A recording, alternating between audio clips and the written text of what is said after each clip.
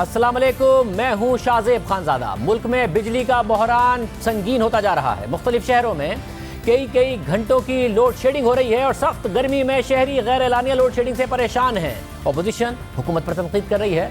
खुद हुकूमती अरकान बढ़ती लोड शेडिंग की शिकायत कर रहे हैं और एहतजाज कर रहे हैं और असेंबली में सवालात उठा रहे हैं।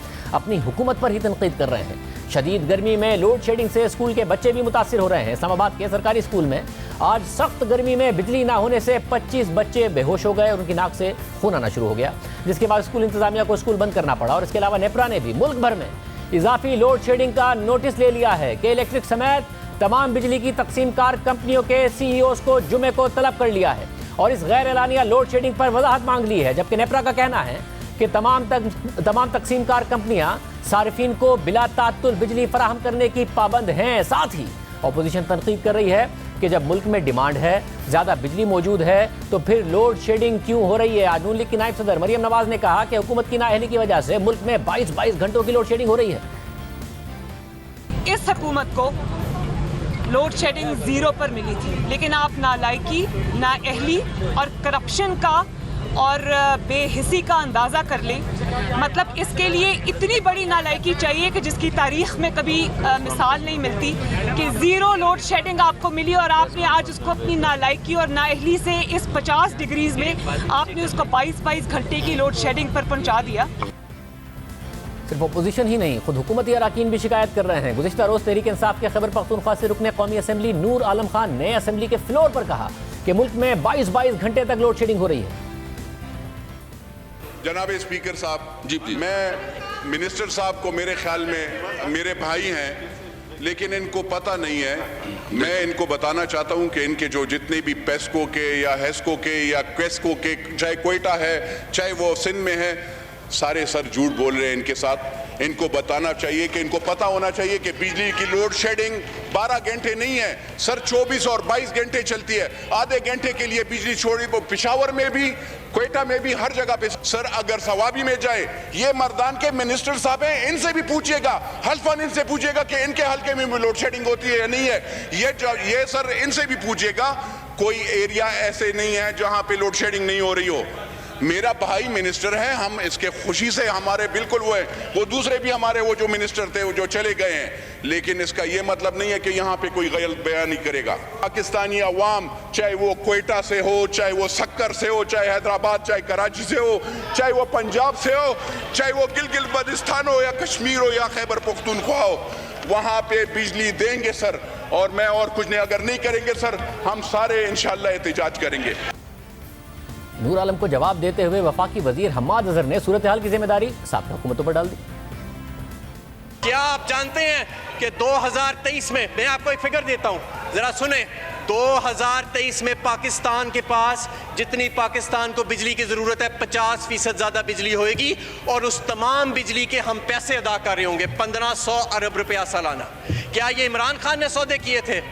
क्या आज आपको पता है कि हमारी टोटल बिजली बनाने की जो काबिलियत है वो 30,000 मेगावाट से ज़्यादा है, लेकिन हमारा सिस्टम जो है वो 24,000 मेगावाट से ज़्यादा नहीं ले सकता। क्या ये इमरान खान का कसूर था? नहीं, ये इमरान खान का कसूर था, ये इन दोनों हुकूमतों का कसूर है। हम इन्वेस्टमेंट कर रहे हैं अपने सिस्टम के अंदर, इंशाल्लाह हम बिल्कुल इन्वेस्टमेंट करेंगे और हम हर बात का दलील के साथ जवाब देंगे, डंके की चोट के ऊपर जवाब देंगे।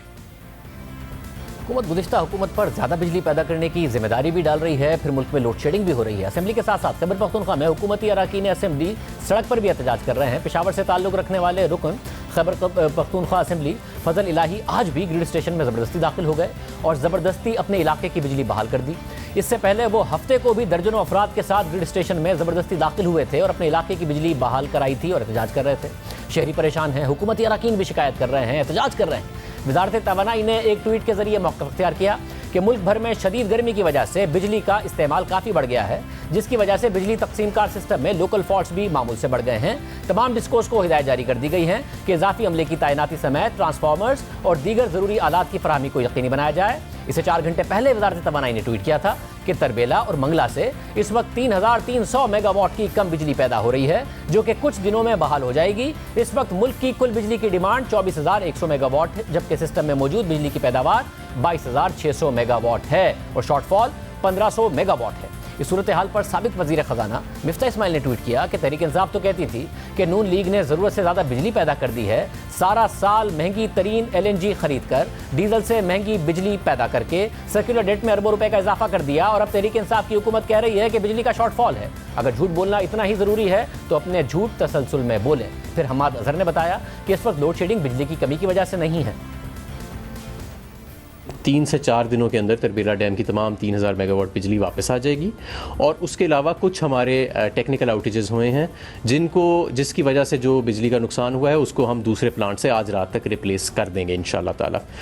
मैं आपको ये भी बताना चाहूँ कि इस लोड शेडिंग की वजह कतन ये नहीं है कि कोई कैपेसिटी का इशू है। कैपेसिटी हमारे पास ज़रूरत से ज़्यादा है और पूरा साल रहती है, और पूरा साल हज़ारों मेगावाट ऐसे हैं जो हम नहीं इस्तेमाल करते, लेकिन पुराने मुआहदों के बाइस हमें उनकी मुकम्मल रकम जो है वो किराए के तौर पे अदा करनी पड़ती है। अब यहाँ ये सवाल भी उठता है कि 22,600 मेगावाट की पैदावार और 24,100 मेगावाट की डिमांड पर ही सिस्टम में अगर फॉल्ट आ गए तो तहरीक इंसाफ ने ट्रांसमिशन और डिस्ट्रीब्यूशन पर क्या काम किया है? क्योंकि नून लीग का दावा है कि हमने अपने दौर में 23,000 मेगावाट बिजली फराम करने की सलाहियत हासिल कर ली थी। 29 जुलाई 2020 को खुद वफाकी वज़ीर असद उमर ने ट्वीट किया था और बताया था कि 23,116 मेगावाट पैदा करने का एक नया रिकॉर्ड बनाया गया है। उन्होंने मजीद लिखा कि हालांकि तहरीक इंसाफ की हुकूमत आने से पहले जुलाई 2018 में 20,811 मेगावाट की तरसील हुई थी। अगर गुज़िश्ता बरस 23,116 मेगावाट बिजली पैदा हुई थी तो इस साल 22,600 मेगावाट पर ही फॉल्ट्स आना क्या इस बात को साबित नहीं करता कि बिजली नून लीग पैदा कर गई थी और तहरीक इंसाफ अब भी ट्रांसमिशन और डिस्ट्रीब्यूशन के निज़ाम में मतलूबा बेहतरी नहीं ला पाई है? पहले उमर अयूब और अब हम्माद अजहर दावा कर रहे हैं कि हम ट्रांसमिशन और डिस्ट्रीब्यूशन पर सरमायाकारी कर रहे हैं। गुज़िश्ता हुकूमत ने ट्रांसमिशन और डिस्ट्रीब्यूशन में सरमायाकारी नहीं की थी उनके मुताबिक। इस दावे के लिए नेपरा की रिपोर्ट से हकाइक आपके सामने रखते हैं। नेपरा की साल 2020 की स्टेट ऑफ इंडस्ट्री रिपोर्ट के मुताबिक साल 2018-19 यानी इस हुकूमत के पहले साल में NTDC के सिस्टम में 47.4 अरब रुपए की सरमायाकारी हुई, मगर गुज़िश्ता हुकूमत के आखिरी 2 सालों में यानी 2016-17 में 44.1 अरब रुपए और 2017-18 में 42.3 अरब रुपए की सरमायाकारी हुई। यानी नेपरा के अंदाज़-ओ-शुमार हुकूमत के दावे के बरक्स हैं। नून लीग ने शुरू में ट्रांसमिशन और डिस्ट्रीब्यूशन पर कम तवज्जो दी, बिजली पैदा करने पर ज़्यादा तवज्जो दी, मगर जब बिजली पैदा हो गई थी तो भी तहरीक इंसाफ ट्रांसमिशन और डिस्ट्रीब्यूशन को नून लीग के मुकाबले में बेहतर नहीं कर पाई। तमाम ममालिक अपनी बिजली पैदा करने और उसकी तकसीम की सलाहियत अपनी पीक डिमांड यानी ज़्यादा से ज़्यादा डिमांड के हिसाब से करते हैं। अब पाकिस्तान में बिजली तो पीक डिमांड के हिसाब से दस्तयाब है, मगर तकसीम करने की सलाहियत नहीं है। पहले हुकूमत के अपने मुआशी सर्वे से आदाद-ओ-शुमार आपके सामने रखते हैं।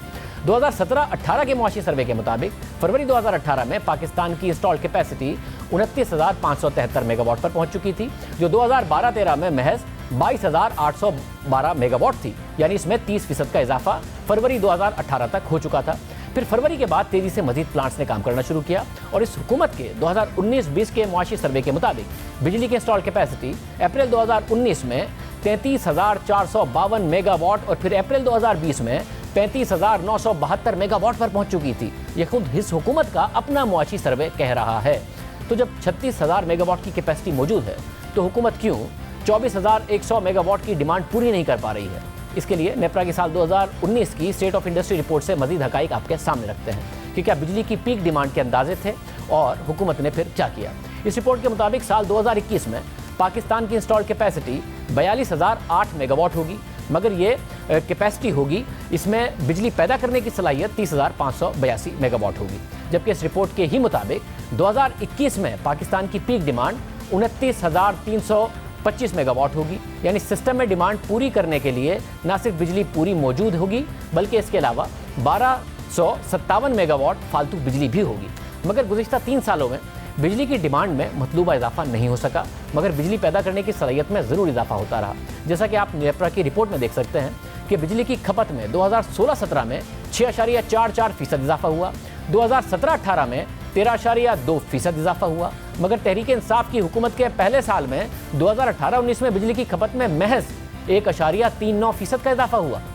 फिर साल 2019-20 में भी बिजली की खपत में कमी का सामना रहा और फिर इस माली साल के 10 माह में आरिफ हबीब लिमिटेड की रिपोर्ट के मुताबिक बिजली की खपत में 6.5% का इजाफा हुआ है। यानी बिजली की खपत बिजली की पैदावार के हिसाब से तहरीक इंसाफ के दौर में नहीं बढ़ सकी। मगर सवाल ये उठता है तो क्या वजह है कि बिजली की पीक डिमांड का 2021 के लिए 29,325 मेगावाट का अंदाज़ा लगाया गया, मगर हुकूमत आज 24,100 मेगावाट की डिमांड भी पूरी नहीं कर पा रही है। और अगर तैयारी 29,325 मेगावाट की फराहमी की थी, मगर 22,600 मेगावाट की फराहमी पर ही सिस्टम में फॉल्ट क्यों आ रहे हैं और आवाम को शदीद लोड शेडिंग का सामना क्यों करना पड़ रहा है। हुकूमत में आने के बाद भी तहरीक इंसाफ ये दावे कर रही थी कि बिजली के कारखाने सही नहीं लगाए गए, तो हमने उस वक्त भी वज़ीर तवानाई उमर अयूब के सामने सवाल रखा कि नून लीग बिजली पैदा कर गई है, अब आपका काम ट्रांसमिशन और डिस्ट्रीब्यूशन पर काम करना है। अब 11,000 मेगावाट उनका दावा है, उन्होंने लगाया। आप होते तो आपको भी लगानी पड़ती, तो बिजली की शॉर्टेज तो थी ना पाकिस्तान में। आप क्या करते? 1300 मेगावाट का जो हब पावर आ रहा है वो आप डील ना करते, 3,600 मेगावाट के LNG प्लांट्स आप ना लगाते, जामशोरो का जो 660 मेगावाट आ रहा है आप ना लगाते, बिन कासिम का 1320 मेगावाट ना लगाते, साहिवाल का 1320 मेगावाट लोकेशन पर आपको एतराज़ है ना लगाते, कुछ और करते। तो वो क्या करते आप? क्योंकि कैपेसिटी तो पाकिस्तान को चाहिए थी ना, उसमें डिप्रिसिएशन तो होती, आप क्या करते? हम लोग सबसे पहले ये करते कि उसकी लोकेशनल जो जहां पे उन्होंने लोकेशंस लगाई हैं वो जरा बेहतर सेलेक्ट करते, खासकर कोल के हवाले से कि कोल जो है इस वक्त ट्रांसपोर्टेशन कॉस्ट उसकी देखें, कहां कराची कहां साहिवाल। उसके साथ साथ फिर आपके यहाँ LNG प्लांट्स हैं उसकी भी लोकेशन हम लोग बेहतर करते। तीसरी चीज ये है कि हम लोग ये साथों साथ करते कि आप ट्रांसमिशन लाइंस भी और डिस्ट्रीब्यूशन लाइंस भी हम लोग लगाते। फिर कम से कम ये कह सकते हैं कि बिजली पैदा कर गई है नून लीग, अच्छी सस्ती बिजली पैदा हो गई है। LNG बेस्ड और कोल बेस्ड प्लांट्स लोकेशन पर आपको एतराज हो सकता है। नाउ प्रॉब्लम यह है कि उन्होंने डिस्ट्रीब्यूशन और ट्रांसमिशन में इन्वेस्टमेंट नहीं की, बिल्कुल उनका फेलियर है, उनकी जिम्मेदारी थी, अब आप वो करेंगे। और जब डिस्ट्रीब्यूशन और ट्रांसमिशन में आप अच्छी इन्वेस्टमेंट कर लेंगे, चोरी रोक देंगे, लॉसेस कम कर देंगे, तो कंज्यूमर को इन्हीं प्लांट से सस्ती बिजली मुहैया हो रही होगी। ये अब आपका प्लान है। We are going to invest. हम लोग अपने जो बिजली के तरसील का निज़ाम है उस पर इन्वेस्टमेंट कर रहे हैं। हम लोग टेक्नोलॉजी भी इस्तेमाल करेंगे, हम लोग एडमिनिस्ट्रेटिव मेजर्स भी इस्तेमाल करेंगे, हम लोग अपने डिस्ट्रीब्यूशन सिस्टम का रिफॉर्म भी करेंगे इंशाअल्लाह ताला।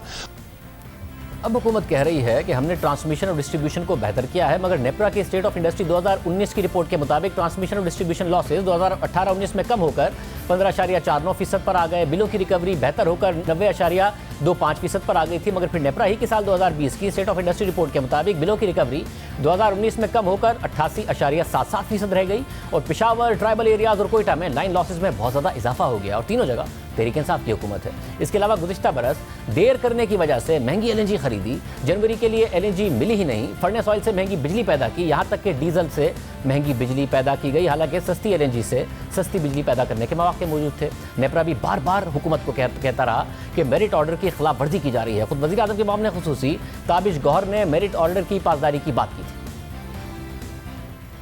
जहाँ तक हमारे अपने पावर प्लांट्स हैं सिस्टम के अंदर, ज़ाहिर है उसमें जितना एफिशिएंट प्लांट होगा उतना ही उसको चलना चाहिए, उसको जितनी LNG की ज़रूरत है उसको पहुँचानी चाहिए। ज़ाहिर है मेरिट ऑर्डर जिसको हम कहते हैं कि सबसे पहले सबसे सस्ती बिजली बनाई जाए, उसके बाद उससे महंगी बिजली बनाई जाए, इस पर हम सबको अमल पैरा होना चाहिए।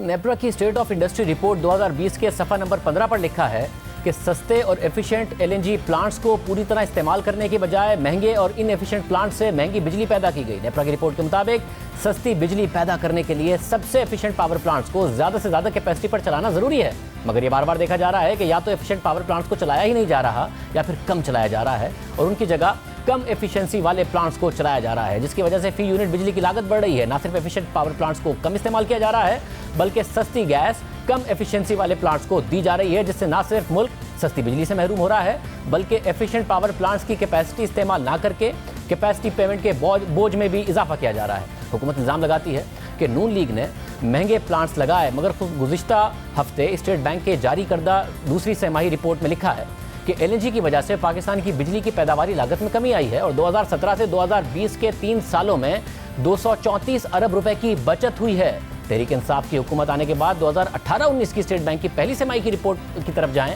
तो उसके मुताबिक दरामदाद में 22.7% की कमी में पेट्रोलियम मसनूआत ने 1/3 किरदार अदा किया है। फर्नेस ऑयल की दरामदाद का कम होना और बिजली बनाने के लिए दरामदी कोयले के बजाय अपने कोयले के इस्तेमाल से दरामदाद में कमी हुई है।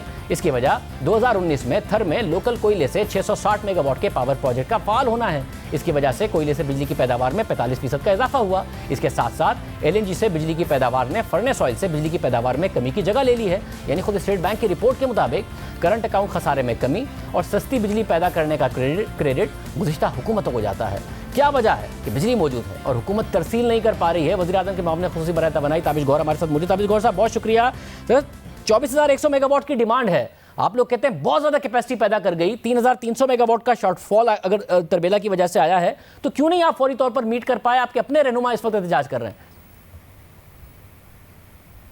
शायद पिछले 48 घंटे में तकरीबन शॉर्टफॉल औसतन 1000 मेगावाट रहा है।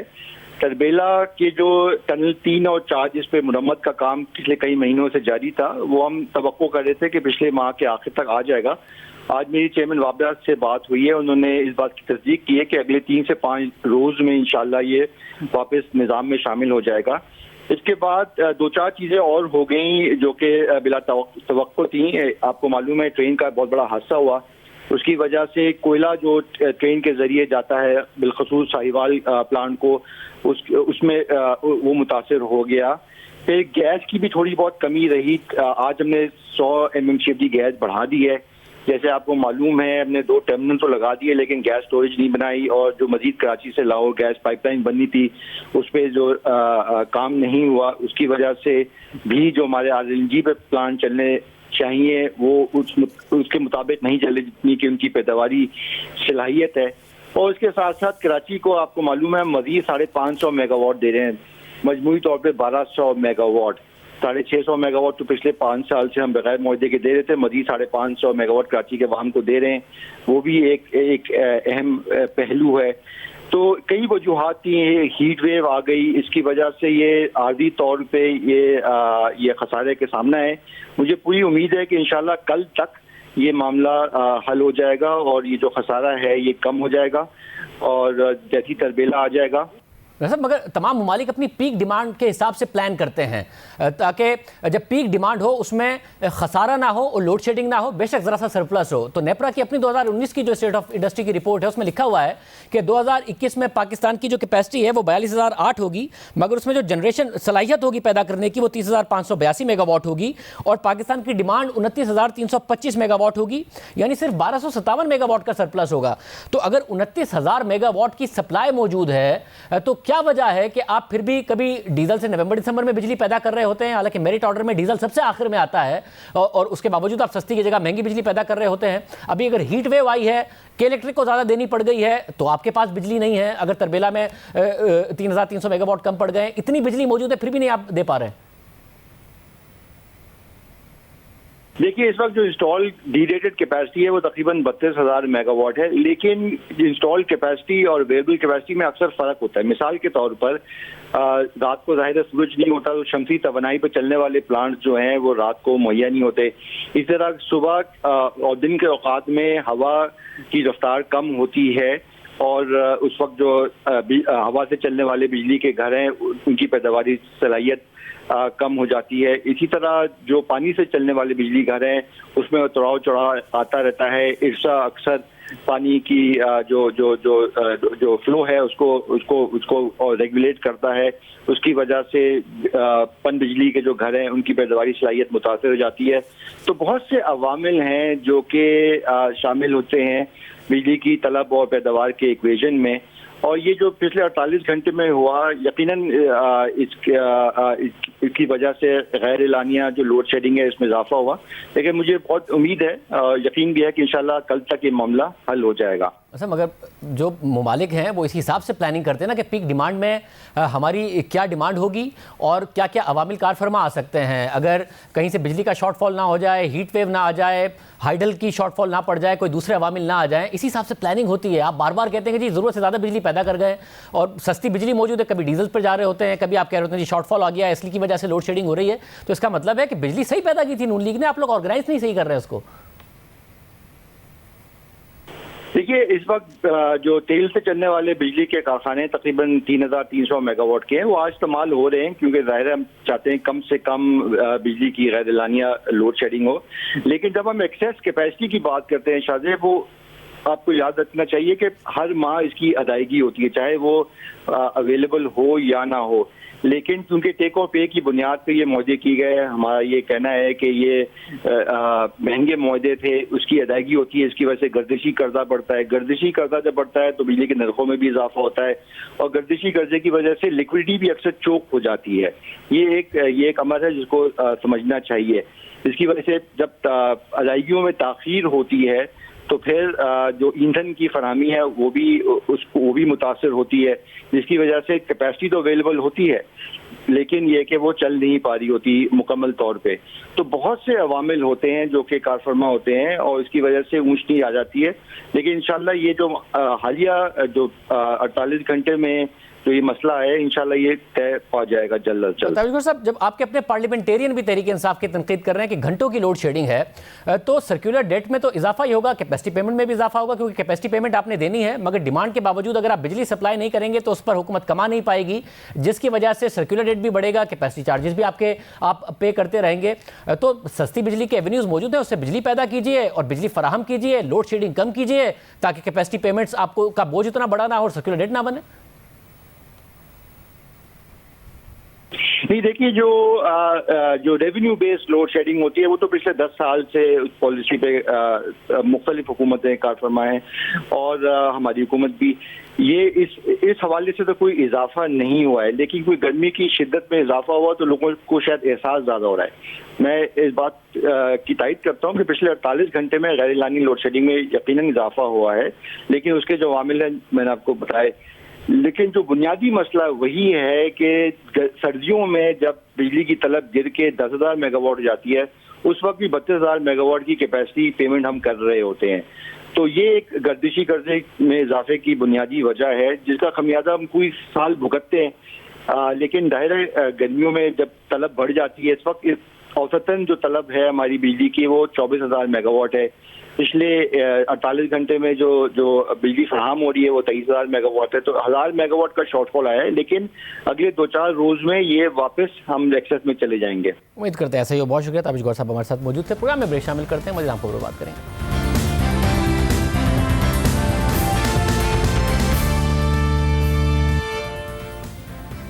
वज़ीर-ए-आज़म इमरान खान मुसलसल अफगान तालिबान और अफगान हुकूमत के दरमियान पॉलिटिकल सेटलमेंट पर जोर देते रहे हैं और पाकिस्तान गुज़िश्ता कई दिनों से इस हवाले से मुतहर्रिक है। और अब ये खबरें सामने आ रही हैं कि गुज़िश्ता रोज़ अफगान हुकूमत और अफगान तालिबान के नुमाइंदों की दोहा में मुलाकात हुई है और इस मुलाकात को अफगानिस्तान की बिगड़ती सूरत हाल के तनाजुर में एक अहम पेशरफ्त के तौर पर देखा जा रहा है। ये एक अहम पेशरफ्त है क्योंकि अफगानिस्तान में सूरत हाल बिगड़ती जा रही है और तालिबान मुसलसल अपना कंट्रोल बढ़ाते जा रहे हैं। एक के बाद एक वाक़या हो रहा है, एक के बाद एक ज़िले की खबर आती है कि वहाँ पर तालिबान का कंट्रोल मज़ीद मजबूत हो गया है। और अब खबरें ये भी आ रही हैं कि दाइश भी फिर से अफगानिस्तान में ज़्यादा मुतहर्रिक हो गई है, हालिया हमले की जिम्मेदारी कबूल कर रही है। हमारे साथ अफगान उमूर के माहिर रहीमुल्लाह यूसुफ़ी साहब मौजूद हैं। यूसुफ़ी साहब बहुत शुक्रिया। सब एक तरफ अफगान तालिबान मजबूत हो रहे हैं, दूसरी तरफ दाइश हमलों की जिम्मेदारी कबूल कर रही है, फिर मुज़ाकरात भी हो रहे हैं, कोई हल की तरफ मामला जा रहा है क्योंकि अमेरिका का इनखला हो रहा है और पाकिस्तान के बड़े कंसर्न्स हैं। देखें, अमरीकी इनखला तो जारी है, उसमें तेज़ी भी आ गई है, लेकिन साथ ही तशद्दुद की कार्रवाइयों में इजाफा भी हुआ है। और आप देखें कि ये तालिबान के ज़राए कह रहे हैं कि 20 से ज़्यादा ज़िली हेडकोार्टर्स के ऊपर उन्होंने कब्ज़ा कर लिया, करारगाहों के ऊपर कब्ज़ा कर लिया। ख़ुद अफगान एहलकार और उनके मुंतखब नुमाइंदे कह रहे हैं कि कई शहरों में मुहासरा करने जा रहे हैं। तो मेरे ख्याल में ये सूरत हाल बड़ी तशवीशनाक है। और इसमें जो आपने जिक्र भी किया कुछ हमलों का, एक तो ये हमला जो हुआ है ये आप देखें वो बेचारे डी माइनिंग का काम करने वाले हेलो ट्रस्ट एक इदारा है, कई सालों से वो माइन साफ कर रहा है अफगानिस्तान में, उनके ऊपर रात को हमला हुआ। और ये कहा जा रहा है जो ऐनी शाहिद हैं जो सरवाइव किया है, वो कह रहे हैं कि जो हमला आवारे थे उनके चेहरे छुपे हुए थे और वो पूछ रहे थे कि यहाँ आप में हज़ारा कौन है। हज़ारा तो आपको पता है कि अहले तशी है, तो इसलिए दाइश वाली बात समझ में आती है और मेरे ख्याल में दाइश ने जिम्मेदारी भी कबूल कर ली है। तो ये एक बड़ी ही पेचीदा सूरत हाल है। और ख़ुद हेलो ट्रस्ट के सरबराह जो है, जो कि अंग्रेज़ हैं, वो कह रहे हैं कि तालिबान ने तो हमसे ताउन किया, हमारी मदद को आए, लेकिन अफ़गान हुकूमत ने जल्दी ही ये इल्ज़ाम लगा दिया कि ये तालिबान ने हमला किया है। तो ऐसे भी सूरत हाल है, इल्ज़ाम तराशी भी हो रही है, आपस में एतमाद का फुकदान है। लेकिन ये आपने जो कहा खुशाइन बात है कि चलें कुछ अरसे के बाद दोहा में फिर मुज़ाकरात शुरू हुए, परसों एक मुलाकात हुई थी। वैसे मगर इस मुलाकात के कोई सेटलमेंट हो पाएगी? पाकिस्तान के बहुत ज़्यादा खदशात हैं। आपको लग रहा है जिस तरह अफगान तालिबान मजबूत होते जा रहे हैं वो अफगान हुकूमत के साथ कोई सेटलमेंट कर लेंगे?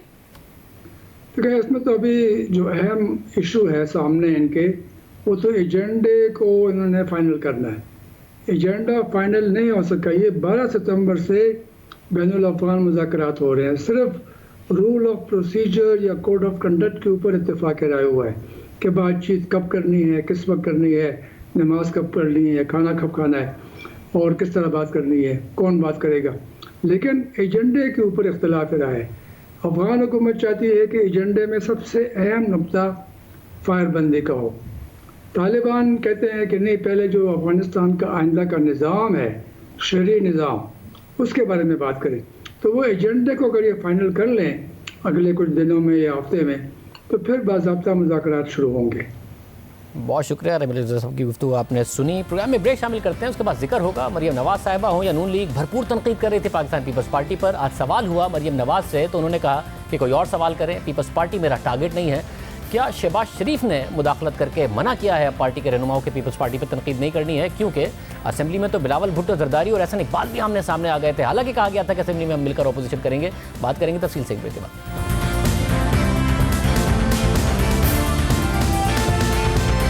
हुकूमत के खिलाफ तहरीक चलाने के लिए पहले नून लीग और पीपल्स पार्टी में भरपूर ताउन रहा और अब नून लीग कतई ताल्लुक का ऐलान कर रही है। दोनों जमातों की लड़ाई पहले पार्लियामेंट से बाहर हो रही थी और दोनों तरफ से पार्लियामेंट में हुकूमत को टफ टाइम देने पर इत्तफाक हो गया था, लेकिन अब ये झगड़ा बढ़ते बढ़ते पार्लियामेंट तक आ गया है। गुज़िश्ता दिनों बिलावल भुट्टो जरदारी और एहसन इकबाल आमने सामने आ गए और बिलावल भुट्टो जरदारी ने एहसन इकबाल पर तनकीद की। एहसन इकबाल साहब ने ट्वीट करके जवाब दिया और आज नून लीग की नायब सदर मरियम नवाज ने पीपल्स पार्टी से मुतालिक सवाल पर कहा कि पीपल्स पार्टी मेरा हदफ नहीं है और मेरा उनसे मुकाबला नहीं है, इसके अलावा कोई और बेहतर सवाल है तो करें।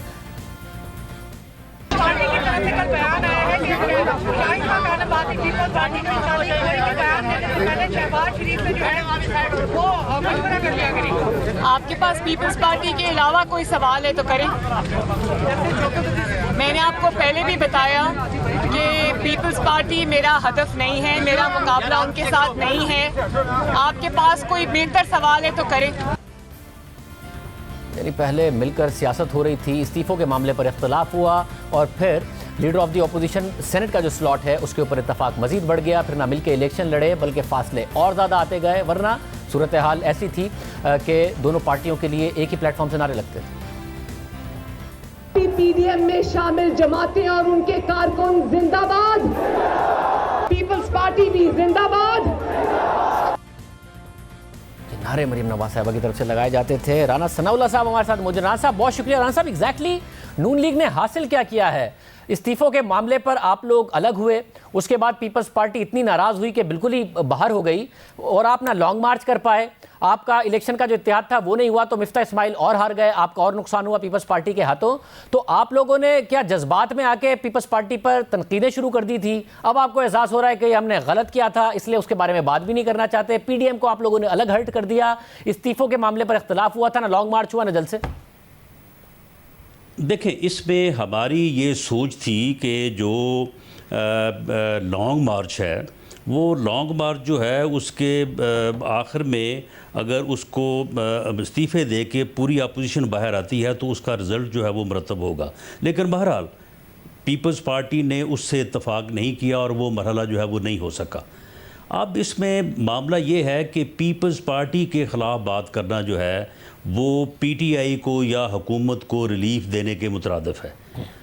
पीएमएलएन की ये पॉलिसी है कि और पार्टी लेवल के ऊपर ये डिसीजन है कि हम पीपल्स पार्टी को हदफ ना बनाएं और पीपल्स पार्टी एक मुतहदा अपोजिशन की शक्ल में जो पार्लियामेंट में मौजूद है वहाँ पे लीडर ऑफ द अपोजिशन मियाँ शहबाज शरीफ साहब जो है वो पूरी अपोजिशन को साथ लेके चलें और उसमें जो भी पार्लियामेंट में होने वाली कार्रवाई है, वो जो बजट है या दीगर जितने भी अमूर वहाँ पे अंडर डिस्कशन आते हैं, उस के ऊपर मुतहदा अपोजिशन जो है वो एक मौक़िफ़ इख्तियार करे। मगर राना साहब फिर क्या ये गैर पुख्ता पॉलिटिक्स थी कि पीपल्स पार्टी के ऊपर ट्रस्ट नहीं करना चाहिए? ये बहुत सारे लोग पार्टी के अंदर कह रहे थे, मगर स्टेज पर चढ़कर पीपल्स पार्टी जिंदाबाद, नून लीग जिंदाबाद के नारे लगवा दिए गए।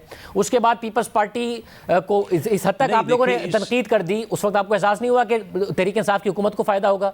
अब एहसास हो रहा है और फिर असेंबली के अंदर कहा था मिलके करेंगे, मगर एहसन इकबाल साहब और बिलावल भुट्टो जरदारी उलझ पड़े।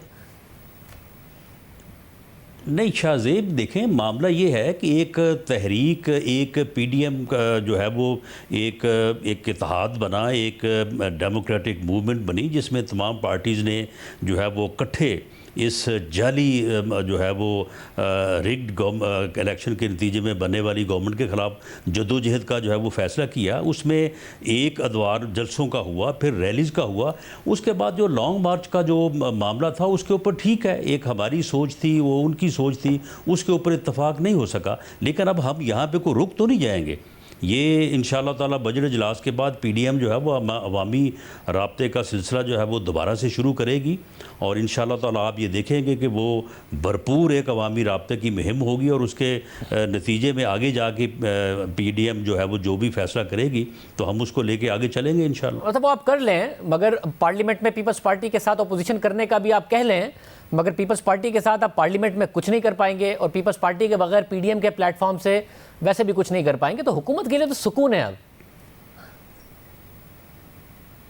नहीं देखें, मैं समझता हूँ कि इससे पहले जो पीडीएम ने जो मूवमेंट चलाई है जिसमें अवामी राय को जो है वो हमवार किया है, तो यही तो एक पॉलिटिकल प्रोसेस है, यही जो है वो अपोजिशन की कामयाबी है। आप मुझे ये बताएं कि एक ऐसी गवर्नमेंट जो मरकज़ में भी हो और सूबे में भी हो और वो ज़िमनी इलेक्शन जो है वो हार जाए, तो इससे ये साफ ज़ाहिर होता है कि जब जनरल इलेक्शन होगा ये लोग तो अपने घरों से निकल नहीं सकेंगे, ये तो इलेक्शन कैंपेन नहीं कर सकेंगे। ये प्रोपेगंडे और झूठ की बुनियाद के ऊपर जो हुकूमत कायम है तो बिलाखिर इलेक्शन तो होने हैं। हाँ, अगर लॉन्ग मार्च के नतीजे में इस्तीफ़े होते तो हमारा जो मौक़िफ़ है या हमारा जो मुतमईन नज़र था कि ये इलेक्शन जो है ये मिड टर्म होते और 2021 में हो जाते।